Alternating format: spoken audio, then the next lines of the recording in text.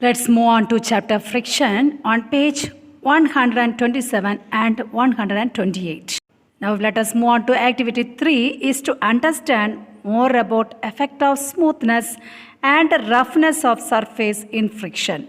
Here the materials required are table, a spring balance, a wooden block with a hook, a sheet of coarse sandpaper and a sheet of glass, 2 rounded pencils. Now keep the wooden block over the table and attach the spring balance to the hook of the wood. Now pull this wood with the help of spring balance. Now note down the reading on the spring balance. This will give the frictional force of the block or force needed to pull the block. Now what you are going to do is place the glass sheet on the table, then put the wooden block over it. Now with the help of spring balance, you are going to pull this wooden block which is placed on the glass sheet. Now note down the reading. Next, you are going to place a large sheet of sandpaper over the table and pull the wooden block with the help of spring balance. Now note down the force on spring balance. And fourthly, what you are going to do is keep 2 pencils. Again, put the wooden block over the pencil and pull it with the help of spring balance. Pull the wooden block with the help of spring balance. Again, note down the reading on the spring balance. What do you observe? The spring balance reading which we have taken when the wooden block is kept on the sandpaper is more than the other all cases. And the reading will be very less in case of wooden block which is kept on 2 pencils. So, where exists more force? Definitely the wooden block which is kept on sandpaper. Here we require more force to pull the object, to pull the wooden block. Whereas in wooden block which is kept on the 2 pencils which require less force to pull that wooden block. Now you tell me in which case there exists to play more friction on surface of sandpaper and the wooden block.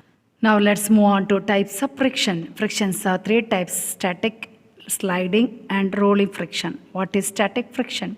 This kind of friction which exists to play when 2 objects are under rest or in static position or stationary situation. Activity 4 is to show the static friction on object.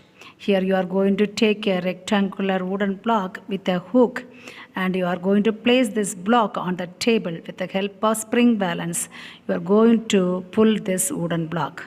But you are applying with less force you are going to pull. So what will happen? The wooden block does not move. It remains at the state of rest or in static position. By pulling with less force, the wooden block does not move because there exists static friction between 2 surfaces, that is wooden block and the surface of the table. This force of friction is equal to applied force. Applied force is nothing but the force which is applied by us to pull this wooden block. These 2 forces are just opposite to each other because we are pulling this wooden block towards us, but a frictional force is pulling its opposite direction of movement. Now you are going to apply little more force to pull this object, that means to pull this wooden block, but the block does not move. But in spring balance we can see more magnitude of force. Note on the reading, this force will be greater than the previous force. You know that spring balance gives the amount of frictional force. Spring balance reading gives the amount of frictional force. Now frictional force is increased to balance the pulling force on the block. When the wooden block does not move, then applied force is equal and opposite to the force of friction offered by the surface of wooden block which is in contact with the tabletop. Such a force of friction is called static friction.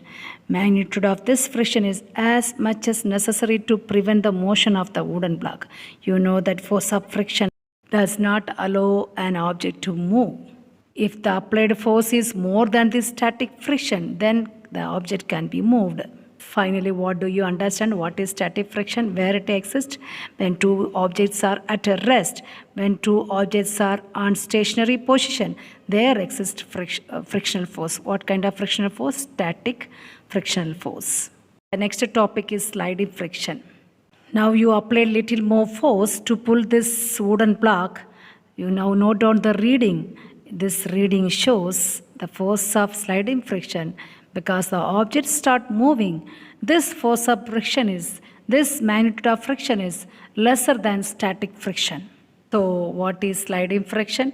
The force of friction acting between two surfaces. One of the objects just slides over the other object.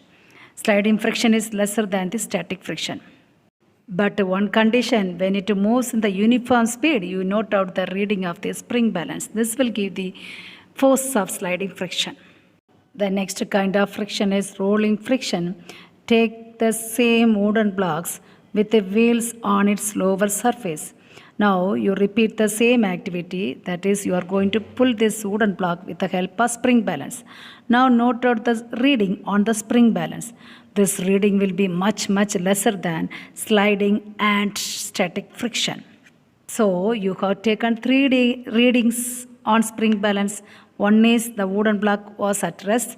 The second reading was the wooden block was moving. The third reading was when the wooden block is moving on the wheel.